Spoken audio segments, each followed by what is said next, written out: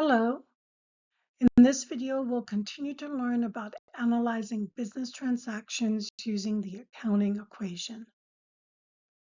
As we continue with the analysis of the business transactions of the company, we're now looking at two new categories, revenue and expenses. Revenue or income is the inflow of money or other assets that result from the sales of goods or services or use of money or services. When a sale occurs, the revenue increases assets, which is either cash for a cash sale or accounts receivable for an on-account sale, and increases owner's equity. An expense typically involves the outflow of money, the use of other assets, or the incurring of a liability. Expenses cause a decrease in owner's equity. Let's look at how we record revenue for the company. During the month of December, Eli's Consulting earned a total of $36,000 in revenue from clients who paid cash for accounting and bookkeeping services. The customers paid cash, which means that the cash account increased and revenue also increased. So let's write plus $36,000 for cash and plus $36,000 for revenue. In the seventh business transaction, we had revenue from cash customers. However, Eli's Consulting had some charge account clients.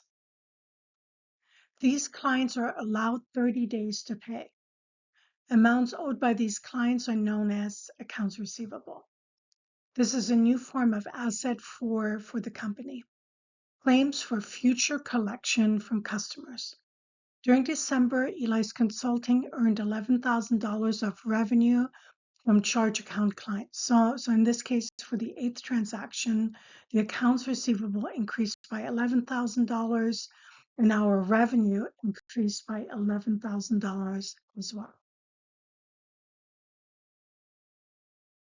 In this next transaction, the company received $6,000 on accounts from clients who owed money for services previously billed. So in this case, cash increases by $6,000 because the customer paid money to Eli's Consulting. But we aren't increasing revenue because we've already recorded the revenue. In this case, the accounts receivables decreased by $6,000. For the 10th transaction, we're going to record the salaries that Eli's Consulting paid for the accounting clerk and Sergio Sanchez. In this case, the cash decreased because Eli's Consulting issued payments to the employees, and we now have more salary expenses. Let's write that into our table, minus $8,000 for cash and plus $8,000 for expenses. Our 11th transaction, Eli's Consulting issued a check for $650 to pay for utility expenses. The cash decreases by $650 and expenses increased by $650. Let's look at our last transaction. On December 30th, Eli withdrew $5,000 in cash for personal expenses. Withdrawals are funds taken from the business by the owner for personal use. Withdrawals are not business expenses, but a decrease in owner's equity. We decrease the cash by $5,000, and we also decrease capital by $5,000. This is a summary of all 12 business transactions, and we can see that our equation still holds true. Assets equals liabilities plus owner's equity. Each side shows $136,850. My recommendation would be to write down these business transactions in a notebook or in a document on your computer so you can refer back to them. There are really only a limited number of transactions that occur all the time, over and over again, with some variations, of course, in terms of amounts and details. However, the basic concepts are the same. So think of this as learning the vocabulary for a foreign language. There's no need to struggle with these basic transactions. Write these transactions down and refer to them as you complete your homework problems.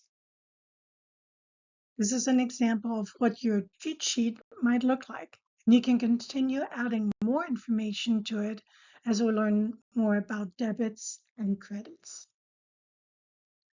The next step after we finished analyzing our business transactions is to prepare a standard set of financial statements. Preparing financial statements is one of the accountant's most important jobs. Each day, millions of business decisions are made based on the information in financial statements, and countless of investors rely on the financial statements of publicly traded companies. Business managers and owners use the balance sheet and the income statement to control current operations and plan for future decisions and investments. Creditors, prospective investors, governmental agencies, and others are also interested in the profits of the business and in the assets and equity structure. Let's look at the income statement first. The income statement shows the results of business operations for a specific period of time, such as a month, a quarter, or a year. The income statement shows the revenue earned and the expenses of doing business. The income statement is sometimes also called a profit or loss statement or a statement of income and expenses. Why do we prepare the income statement first? Well, we'll need the net income to complete the next statement, the statement of owner's equity. And we will need to know the owner's equity in order to complete the balance sheet. The income statement starts with the header section where we list the name of the business, the name of the financial statement, and the time period on the third line. Then in the body of the income statement, we list the expenses of the business and calculate the net income or profit by subtracting the expenses from the revenue. Now that we know the net income or profit of the business, we can prepare the statement of owner's equity. We start again with the header of the statement, which lists the name of the business, the name of the financial statement, and the period on the third line. The statement of owner's equity reports the changes that occurred in the owner's financial interest during the reporting period.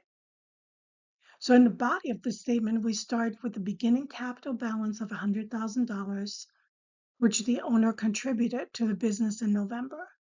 The income or profit belongs to the owner of the business, and we list that on the next line, but subtract any money the owner took out of the business.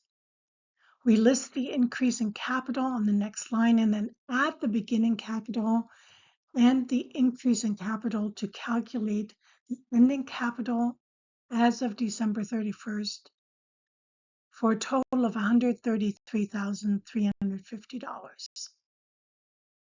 Now we're ready to complete our financial statements with the preparation of the balance sheet.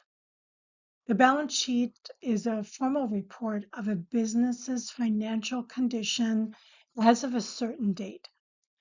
The balance sheet reports the assets, liabilities, and owner's equity of the business. In short, things the business owns, monies the business owes to vendors, and monies owed to the owners of the business. This is a relatively simple set of financials. The financial statements of very large companies have much larger dollar amounts, of course, but they follow the same concepts. Hope this was helpful.